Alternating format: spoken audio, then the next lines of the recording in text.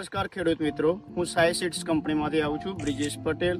અહીંયા વિજાપુર તાલુકાના માધેપુરા ગામે 333 BG2 કપાસનું વાવેતર કરેલ છે. તો સૌપ્રથમ કાકાનો પરિચય જાણી લઈએ. શું નામ કાકા તમારું? મારું નામ છે પટેલ જગદીશભાઈ કેશવલાલ, માધેપુરા ગવાડા. વાવણી તારીખ? વાવણી 3/6/25. 333 BG2 કપાસના અંદર તમે જોઈ શકો છો કે એની ફૂટ પણ બી સારી,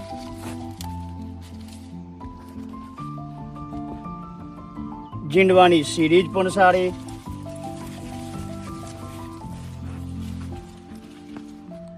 અતિશય વરસાદ હોવા છતોય 333 BG2 કપાસ લીલો, જીંડવાની સિરીઝ સારી, 60% 5 પેસી વાળા જીંડવા છે.